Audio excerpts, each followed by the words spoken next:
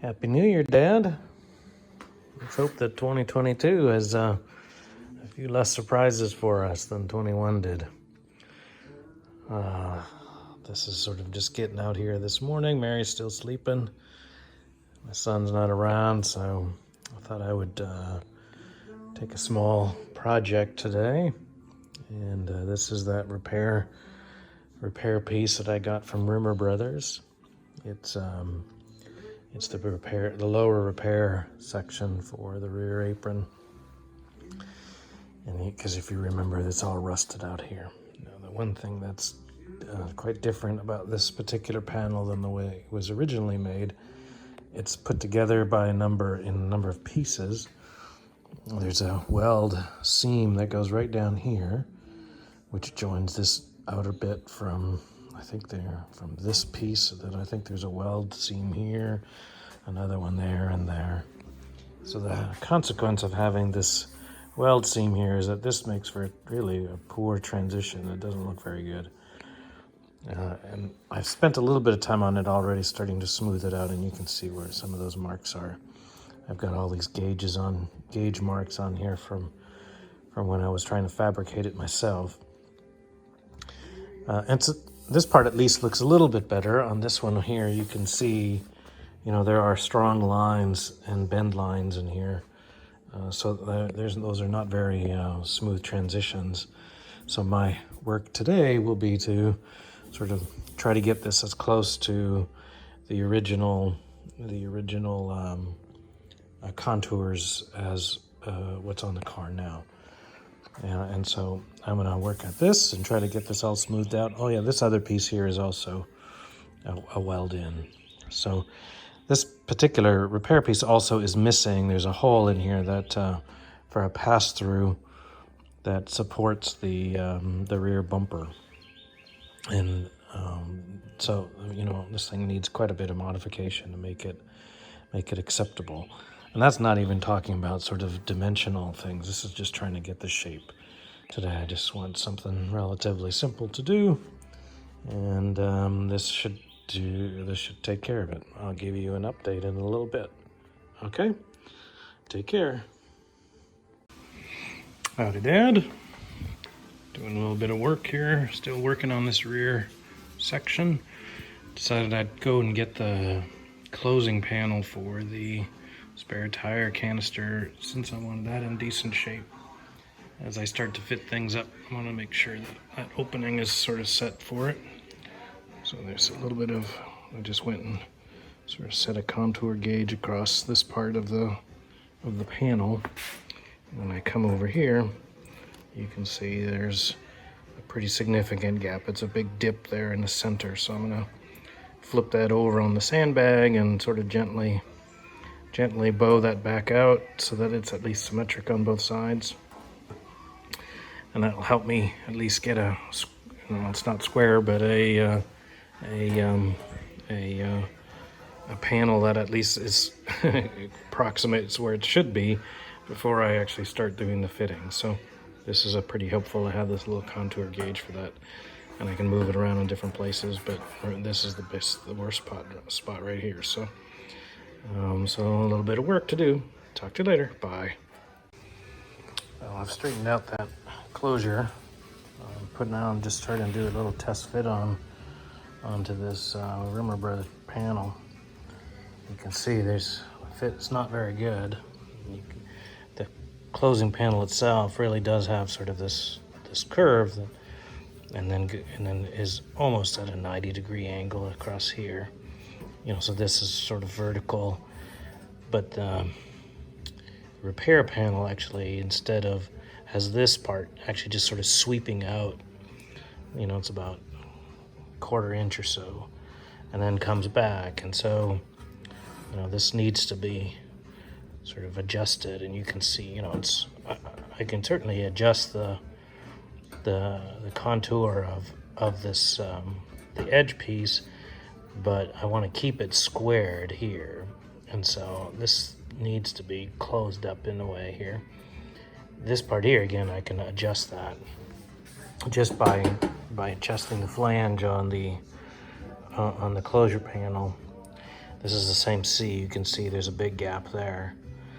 I'm not gonna do anything until I order actually a rubber seal that fits on here. And so once I do that, then I'll have a better idea for how this thing fits on here. I don't have any of the closures on it either, of course, but just so I know where this needs to go to start mating. The other part of it is just sort of across the top here. This is not too bad here. The sweep across here, but you can see it sits proud by by a fair amount there. So this looks to be the original closing panel for this vehicle, and the rear apron in the back. So I'll test it on there. So here it is. You can see sitting sort of in the original rear apron. So the gaps look pretty good without having done anything. I just jammed it in there, and so the contours of the door and then this piece here are actually pretty solid. And of course it's all rotted down in the bottom, so you can move that around at will. But you can see how that's supposed to fit. And this is not sitting proud. If it's proud, it's just maybe 1/8 of an inch or so. And then the same on this side. And across here, it all fits pretty well. So that's ultimately where what I'm going for. And I'm just a little ticked that this panel is so far off. Maybe I shouldn't be surprised, but there it is. Anyways, hope you're doing okay. Take care. I'll talk to you soon. Bye. There, I've sort of turned this Rimmer Brother panel upside down, and with a closing panel also upside down, so I can see the back side. The curvature across here is not too bad. This is it's a little off there just because of the fact that it's not fitting quite well in the corner. But where the biggest issue is sort of right on these top corners up here. And you can see that there's the channel that this ridge needs to sit in, and it is off by a long shot. And the same over here. So these can be forced open a little bit, and but it twists, and so you don't want to kink it. So clearly some manipulation will be needed here.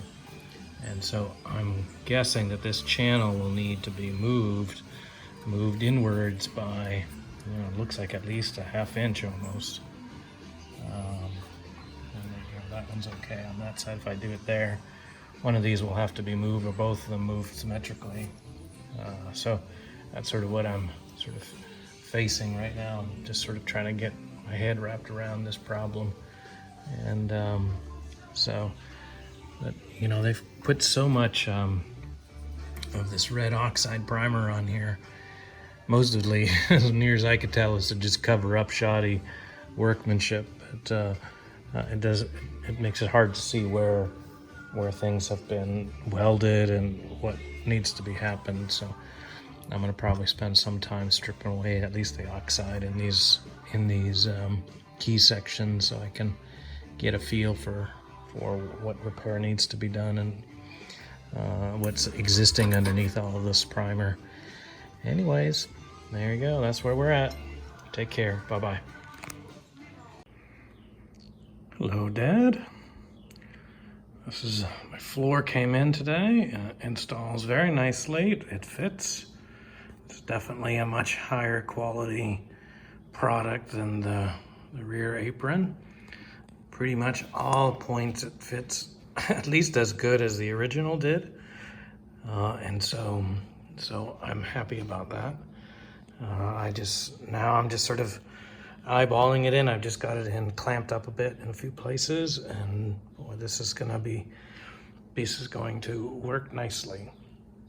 I'm going to take this back out now and start cleaning up all my flanges and all the places where I need to do some spot welding, or at least if not a spot weld, then I need to clean them up, and I will use some sheet metal screws to temporarily fasten them as all the pieces start to assemble. And so, for example, I think I'm going just sort of along here.